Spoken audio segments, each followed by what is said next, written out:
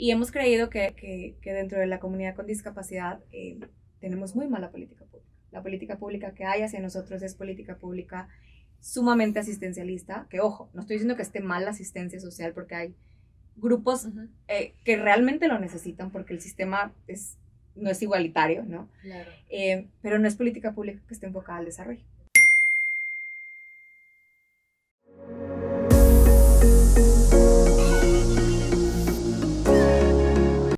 En el episodio del día de hoy tengo una mujer guapísima, activista, defensora también de los derechos humanos.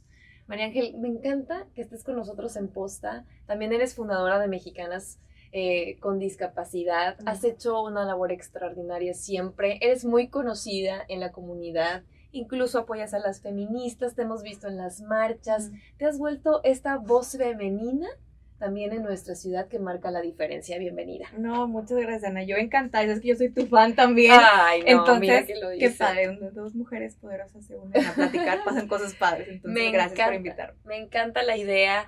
Estamos viviendo un proceso electoral en la ciudad. Sé que ustedes se han sentado con los diferentes aspirantes a la gubernatura del estado, han hecho propuestas. Yo quisiera saber a profundidad qué es lo que les presentaron. Ok, pues mira, híjole, cada 3 años y cada 6 años, ¿no? Que hay temas electorales, el tema de la discapacidad siempre pasa a ser como de dos cosas, ¿no? O pasa a ser el último en la fila, que no importa mucho, ¿no? Que no se nos considera como una fuerza política importante, o pasa a ser todo lo contrario. Salimos para la foto, para la campaña, y a partir de ahí no hay realmente acciones que se comprometen. Entonces, este año lo que decidimos hacer, partiendo de quienes somos parte del Consejo de Personas con Discapacidad, dijimos, pues vamos a hacerles las propuestas nosotros.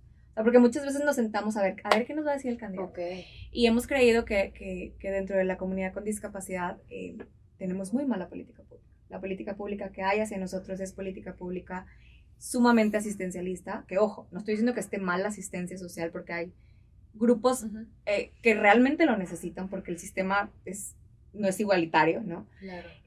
Pero no es política pública que esté enfocada al desarrollo. Entonces, nos sentamos 30 líderes, convocamos a 30 líderes del estado en tema de discapacidad, que tenemos discapacidad o que lideran las organizaciones en temas de discapacidad que dan algún servicio, etc. Y nos sentamos a hacer una sesión como de design thinking, varias sesiones, en donde identificamos los problemas que ya no lo sabemos, hemos ido a 1000 mesas de trabajo, los problemas más importantes que vive la comunidad con discapacidad en el estado, y ubicamos 8. Los metimos en las cajitas del Plan de Consejo Nuevo León y a partir de ahí entonces diseñamos políticas públicas enfocadas para resolverlos. Hicimos un documento con 52 propuestas, de las cuales 26 son estatales y 26 municipales. Y entonces nos reunimos con candidatos y la candidata a la gobernatura del estado. Los 4 que van principales. No hemos tenido la oportunidad de reunirnos con los otros 3, las y los otros 3. Y a la par también nos hemos reunido con algunos aspirantes a presidentes o presidentas municipales. Okay. Eso es importante también, ¿no? Porque pues los estamos conectando. Dentro de estas propuestas, la más importante que creemos es que se haga la creación de un organismo, en este caso pensamos que puede ser un instituto para las personas con discapacidad, que se asegure que cualquier política pública que se haga en el estado considere perspectiva de discapacidad. Así como consideras perspectiva de género, que se considere perspectiva de discapacidad en todo lo que hacemos. Y que entren en una mesa de votación para esa idea. También, pues mira, que los hagan partícipes para ciertos proyectos. Mira, yo creo que hay 2 líneas, ¿no? El gobierno, quien quede como gobernador o gobernadora, va a tener que trabajar directamente de la mano con sociedad civil. Eso es clave, porque aquí estamos como los expertos en los temas, ¿no? Quienes llevamos años trabajando en este tema. Pero necesitamos que en la toma de decisiones también hayan personas con discapacidad involucradas. Es importante, y eso es algo que lo platicamos por lo menos con los candidatos y la candidata, fue de cómo aseguramos que hayan personas con discapacidad en sus gabinetes, o sea, que tomen decisiones, que sean parte de la toma de decisión en las secretarías, en el diseño de las políticas públicas o de los proyectos, porque si no, entonces va a seguir pasando lo mismo, que van a hacer cosas para nosotros y van a asumir qué es lo que necesitamos, ¿no? Nosotros les dijimos a los 4 la frase de la Convención de los Derechos de las Personas con Discapacidad que dice, nada sobre nosotros y nosotros. No puede haber nada sobre la comunidad sin la comunidad. Y está ok que no sepan. Si el candidato o la candidata no sabe de discapacidad, no ha vivido la discapacidad, ok, está ok que no lo sepas y que lo aceptes que no lo sepas, pero que te asegures que con tu liderazgo estás sumando a otros líderes que sí saben del tema y no nada más en discapacidad, en todos los que somos parte de los grupos históricamente discriminados y que seamos parte de ese diseño de la toma de decisión. Porque si no, entonces pues va a ser lo mismo. O sea, vamos a seguir prometiendo y vamos a querer hacer y sin la fuerza política que es la comunidad, ¿no? Sin estos colectivos, pues va a ser muy difícil que realmente las cosas se hagan, ¿no? Hablas de 8 ideas que metieron a esta cajita, que estas 8 ideas, 8 factores, 8 necesidades, ¿te referías? ¿Cuáles serían? Mira, entre ellas hay varias, ¿no? El primero es todo lo que vive la violencia las personas con discapacidad, especialmente las mujeres con discapacidad en el Estado, ¿no? No hay, pues no hay una estrategia de prevención y atención de violencia de género que tenga la perspectiva de discapacidad y que sea accesible. O sea, si una mujer sorda quiere ir a denunciar, no existen los procesos para ello, ¿no? Qué importante. Si una mujer con discapacidad motriz va a un refugio que no es accesible, pues va a regresar con sus agresores, ¿no? O sea, no se considera como esta perspectiva, ¿no? Y las personas con discapacidad, pues estamos como muy expuestos a los temas de la violencia. El tema del cuidado. Alrededor de la comunidad con discapacidad hay un tema de cuidado que se ha descuidado de también quien da el apoyo o el cuidado, que en su mayoría son mujeres, y que no hay una estrategia alrededor de ello, ¿no? Otra es, como siempre, el tema de la falta de educación accesible e inclusiva para todas las personas. O sea, claro, el promedio educativo de la persona con discapacidad en México está entre sexto de primaria y primero de secundaria, ¿no? Pues yo tengo una maestría, pero yo no soy el promedio de persona con discapacidad en este país, ¿no? ¿Qué sucede con nuestra comunidad sorda, por ejemplo, no? O sea, que ciega, sorda, o sea, que no existe en los sistemas de la comunicación de la propia educación todo el tema de la inclusión laboral. Seguimos estando muy bajos en inclusión laboral, a pesar de que las empresas ya han mostrado muchísimo interés. Es un tema también, no necesariamente de incentivos que haga el gobierno, sino de una alianza entre gobierno y las estrategias de cómo hacer estrategias de diversidad e inclusión en donde incluyamos a la comunidad con discapacidad. Todo lo que tiene que ver con movilidad y transporte, que eso, bueno, lo hemos hablado hasta el cansancio. O sea, desde las calles, si ahora van a comprar esta estrategia de comprar estos nuevos camiones, que ahora ya toca volver a comprar con los dueños de los camiones, ¿no? Y si ahora va a haber una línea y que si va a haber un tren no sé cuál y si va a haber todo lo de movilidad. Todos los proyectos. ¿Cómo nos aseguramos que sean accesibles para todas las personas? ¿Cómo aseguramos de vincular también con los municipios el tema de las calles, el tema de las banquetas, todo el tema de los semáforos? Es sumamente importante y que al mismo tiempo hacemos match con otros colectivos también que buscan lo mismo, ¿no? Claro. Entonces son algunos de los temas, obviamente. El tema de salud, el acceso a la salud, especialmente los temas de salud mental es importantísimo en los municipios también, en los centros comunitarios que dependen del gobierno estatal. Hay mucho por hacer, ¿no? En estos como 8 grandes problemas, ¿no? La falta de participación de las personas con discapacidad en la vida pública y política es importantísimo. Ahorita ya te mencionaba que fuimos 30 líderes, pero en el estado somos, según el último censo, 800,000 personas con discapacidad o con una limitante. Entonces no me digas que solo hay 30 líderes con discapacidad. Claro que no. El chiste es seguir reforzando y visibilizar más el tema, porque para que haya más. Exactamente, estamos viendo este rostro nada más, ¿no? O esos 30 rostros, pero el problema es en todo el estado.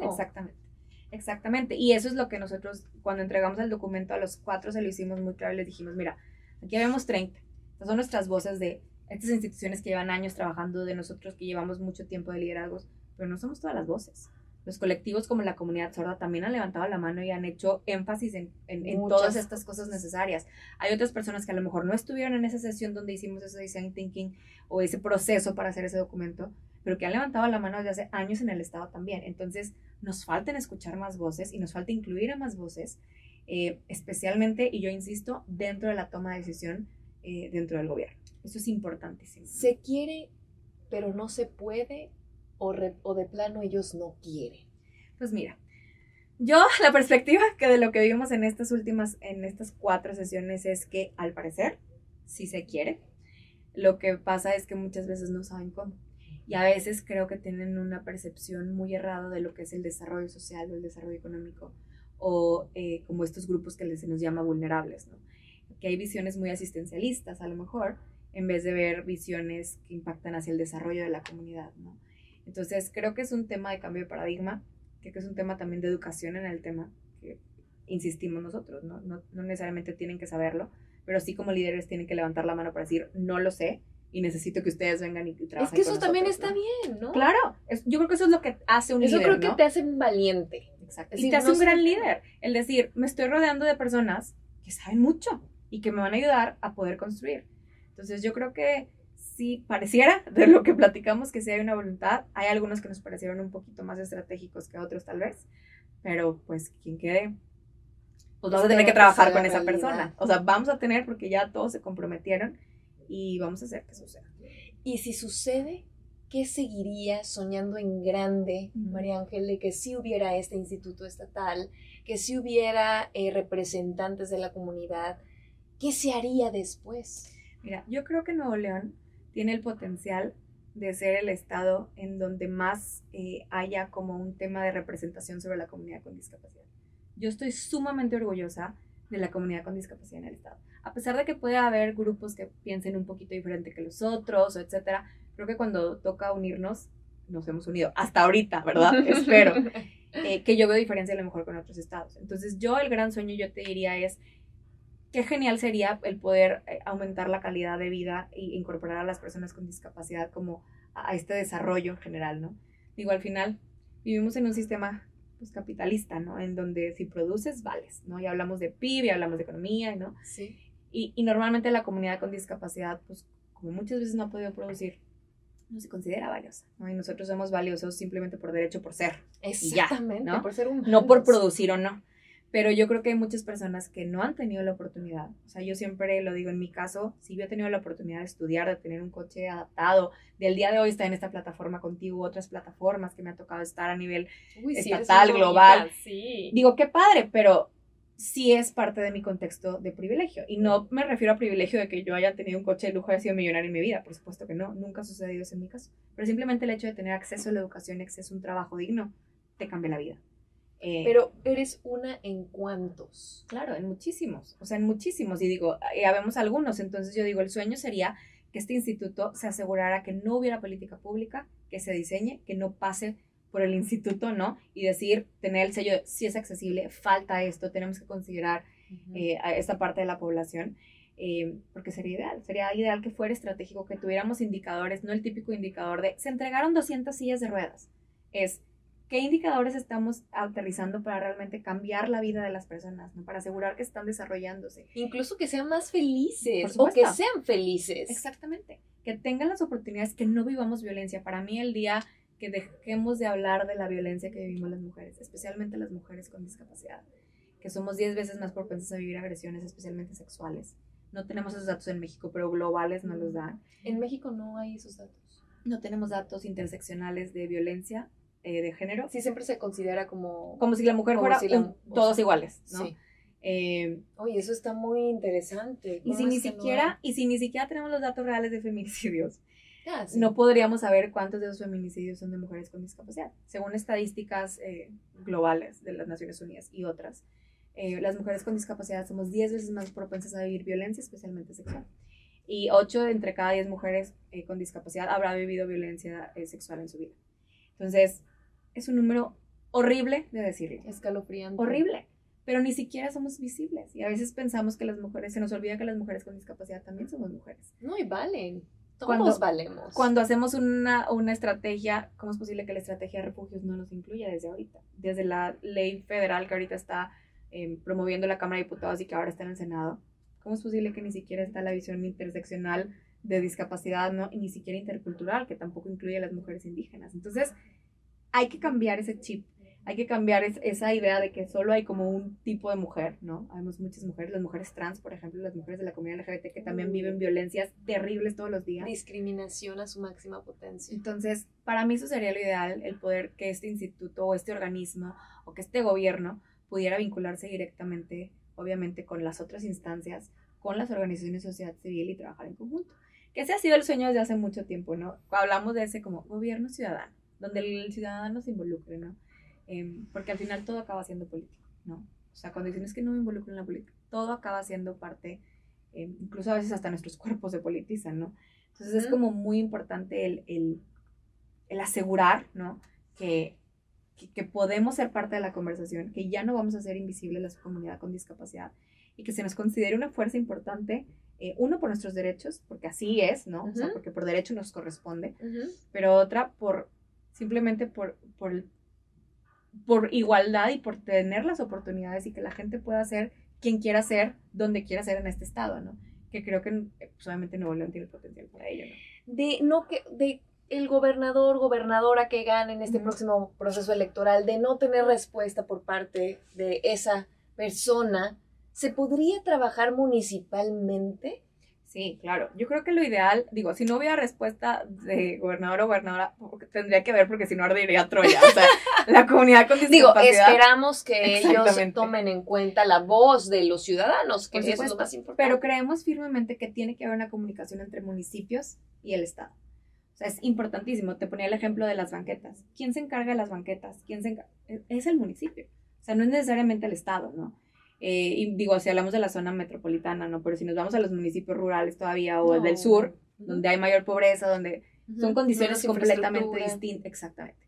Entonces si no hay esa comunicación, va a seguir pasándole de ahorita, ¿no? Que hay a lo mejor municipios que están un poquito mejor que otros, ¿no? Pero no se van a comunicar entre ellos. O que van a haber municipios con algunos consejos, ¿no? O que tienen más cierto privilegio, que pueden hacer ciertas cosas que otros no pueden. Te pongo el caso del municipio de San Pedro. San Pedro lo ha intentado y lo ha estado intentando, así como Monterrey, que han ido avanzando en estos temas, ¿no? De infraestructura, pero pues si yo me voy al sur del estado, o sea, no se comunican, los presupuestos son diferentes, los contextos son diferentes, entonces creo que es sumamente importante el seguir colaborando con los municipios, porque pues es el día a día donde vive el ciudadano, ¿no? Al final, ¿no? O la ciudadana, ¿no? Ay, María Ángel, pues qué gran trabajo han hecho todos en conjunto, es la voz de los ciudadanos, se han tomado el tiempo, ahora sí que apartidistas, ustedes de corazón, para ayudar a más personas. No, y que al final, ¿sabes qué? Yo creo que al final es parte de nuestra responsabilidad también. Esperamos mucho de nuestro gobierno y lo tenemos que seguir exigiendo, y cuando no estemos incluidos hay que levantar la mano, pero creo que es importante también asegurarnos de ser visibles como ciudadanía. Yo creo que más como stakeholders acabamos siendo un tipo de shapeholder, o sea, vamos moldeando y vamos presionando, ¿no? La toma de decisión hacia dónde se tiene que ir. Yo lo veo y en el movimiento feminista yo lo admiro mucho, ¿no? Digo, hay mucho que decir por ahí, pero si no estuviéramos presentes, las cosas no sucederían. Si la comunidad no se presenta, no marcha, no levanta la voz, va a seguir pasando lo que ha pasado durante años y vamos a seguir siendo parte de estas poblaciones históricamente discriminadas. O sea, de los 1800 de acá, la comunidad con discapacidad ha vivido discriminación. Desde que Hitler mató a 145,000 personas con discapacidad dentro del Holocausto y que no hablamos lo suficiente de ello, imagínate, hasta el día de hoy, en los 2021, que en el COVID, las personas con discapacidad han sido más propensas a morir, ¿no? Y nadie está hablando de ello. Y ni siquiera estábamos considerados como grupo prioritario para las vacunas en México, por ejemplo. es. Entonces, sigue habiendo una discriminación sistemática que si nosotros como ciudadanos no seguimos levantando la voz, van a seguir tomando decisiones por nosotros y nosotros. Yo creo que es una mezcla que tendría que ser de las dos partes. Nos corresponde, es una corresponsabilidad importante, pero sin quitarle y sin eximirle la responsabilidad que tiene el Estado, por supuesto. Gracias por estar con nosotros y platicar de esta propuesta. Yo tenía muchísimas ganas de platicar contigo de qué es lo que pusieron sobre la mesa, que no se quedaron callados, que ya está ahí en la mesa, ya saben qué es lo que se necesita, y ahora, bueno, sería nada más la falta de ganas y el accionar para hacer la diferencia en nuestra ciudad. Oye, y ser una bandera a nivel nacional, totalmente, sería algo maravilloso, ¿no? Sabemos que nuestro estado es bueno en la industria, es bueno en la economía, es importante alrededor de la República Mexicana las conexiones que tiene con otros países. Sería importantísimo que hasta por orgullo de vivir en esta ciudad hiciera la diferencia. No, yo concuerdo con retweet. O sea, concuerdo contigo totalmente. Yo creo que Nuevo León es un estado sumamente privilegiado. Tiene el potencial para ser punta de lanza para muchas cosas, por muchos contextos. Y hay que reconocer el privilegio que tenemos, no para hacer menos a otros estados, sino como para decir, ¿cómo colaboramos? O sea, al final el que nosotros hagamos algo en Nuevo León, creo que puede ser como un caso de estudio, ¿no? Para decir, ok, ¿qué podemos hacer para los estados donde también tenemos comunidades con discapacidad? Que es todavía más difícil salir de las líneas de pobreza extrema, por ejemplo, ¿no? Los estados del sur. Entonces, no es un tema de clase, diría yo, o de otros contextos, más bien es un tema de reconozcamos que estamos en un estado que puede hacerlo, que tenemos el potencial para hacerlo, la comunidad para hacerlo, los recursos para hacerlo, y utilicémoslo para entonces seguir permeando esto en todo nuestro país, ¿no? Que creo que es sumamente importante. ¿Algún estado de la República Mexicana ya tiene algún modelo implementado en la ciudad? ¿Qué se? Pues mira, en Ciudad de México existe el Instituto, o sea, en la Ciudad de México de Discapacidad. Y es un gran modelo. Yo siento que le falta, obviamente, y hay cosas que pueden mejorar, pero esa es la idea. O sea, se creó con ese concepto de poder bajar la política pública, poder estar como consciente de lo que sucede alrededor de la Ciudad de México. Obviamente la Ciudad de México es una ciudad muy complicada, lo sabemos, ¿no? Pero creo que nosotros podríamos hacer algo así similar. Al día de hoy tenemos un Consejo Estatal de las Personas con Discapacidad en el Estado, ¿no? Que vincula directamente con el gobernador o el Estado, ¿no? Depende. Pero no tiene presupuesto, no tiene injerencia, no tiene pues, necesariamente voz ni voto. O sea, consultas y dices, pero al final pues no te puedes asegurar que las cosas pasen, es como ¿no? si no existiera entonces el consejo, porque no les han dado las herramientas. Exacto. Para que ellos puedan accionar realmente. Exacto. El tener un consejo o un instituto. Dependemos de que las secretarías pues lo quieran hacer. Y acá la idea sería que pues, no es saber si quieres, es tienes que hacerlo, porque aquí estoy como instituto, así como el Instituto de las Mujeres, el Instituto Estatal de las Mujeres está detrás asegurando que suceda, ¿no? Así como el Instituto del Adulto Mayor también está. Es importantísimo que haya, nosotros pensamos en un instituto, digo, a lo mejor es otro organismo, pero lo importante es que estemos ahí en la toma de decisión, en la jugada, por así decirlo, ¿no? No, claro, y que sean como el Instituto de la Mujer, que tengan esta atención con otras personas, que sean ustedes el trato directo de vínculo con otras personas que necesiten de esta ayuda, ¿no? No, estaría padrísimo. Yo una vez vi una frase, se me hace que fue Hillary Clinton la que la dijo, que dijo, si no estás sentada alrededor de la mesa, o sea, estás sobre la mesa. O sea, lo que se refiere es que si no estás sentada para tomar la decisión, o sea, tú eres la decisión de la que están tomando. Entonces eso se me hace importantísimo, o sea, necesitamos estar alrededor de la mesa, o sea, necesitamos ser quienes estamos tomando estas decisiones en conjunto y no nada más desde qué es lo que necesita la comunidad con discapacidad, sino entender qué necesita la comunidad con discapacidad y trabajarlo directo como una perspectiva interseccional en todas las estrategias que se hacen en gobierno, desde lo que se va a hacer para tener mejores finanzas en el estado, un pacto fiscal, lo que sea que vaya a hacer en este estado, ¿no? Asegurar que entonces se nos esté incluyendo y que haya una perspectiva desde ahí, desde el inicio. Creo que eso va a ser clave para que realmente sea distinto a lo que hemos venido haciendo desde hace años, ¿no? Y que todos lo necesitamos en la comunidad, María Ángel. Exacto. Es necesario no nada más para los que están involucrados en el tema, sino para todos. Imagínate que hubiera ese tipo de estrategias en las calles. Seríamos más conscientes. Claro. Porque hay muchas personas que ni siquiera tienen conocimiento de eso. ¿Por qué? Porque no lo estamos viviendo. Y exacto. Muchas veces no somos empáticos. Esto generaría este vínculo en la comunidad para entendernos más como personas. Sí, y diría que, digo, es un tema también de, eso dices empatía, es un tema de cuidarnos. O sea, cuidar nuestras calles nosotros, cuidar nuestro país, es nuestro. O sea, al final lo estamos pagando nosotros. O sea, en primera, ¿no? Y en segunda es aquí donde vivimos. Yo algo que le reconozco mucho tengo amigos de la comunidad, de las comunidades indígenas, y una amiga me decía que es parte de la comunidad indígena Nahua, y me decía, dice, es bien importante aprender de nuestras comunidades, dice, porque donde tú vives es donde cuidas, es donde está tu comunidad, te cuidas, se cuidan los unos a los otros, cuidas los recursos, cuidas tu tierra, porque es nuestro. O sea, no es del gobierno, no es de alguien más, es de nosotros. Entonces, es importantísimo, me encanta como esa visión de decir, híjole, qué padre sería cuidarnos, cuidar nuestros recursos, cuidar lo que tenemos. Y todo, no nada más nuestro entorno, ¿no? Ver como el país como tu casa. Exacto. Entonces está difícil y dices, bueno, ojalá haya como ese cambio de paradigma. Y yo veo mucho egoísmo como el poder por el poder, ¿no? Ahora, y lo vemos más en las campañas, ¿no? ¿Quién queda? Ver las peleas que hay en Twitter de la gente, y creo que defienden a otras personas a capa de espada sin cuestionar las cosas, sin decir, a ver, tipo, lo que me han venido diciendo, quien sea, ¿es real, no es real? ¿Yo qué pienso de la comunidad? ¿Cómo me siento al respecto? O sea, no nos cuestionamos y no paramos como a decir, ¿qué podría estar sintiendo esta persona, no? O sea, yo veo las contestaciones de ciertos líderes en este país y digo, duele. O sea, duele que digan no sé, los feminismos, por ejemplo, ¿no?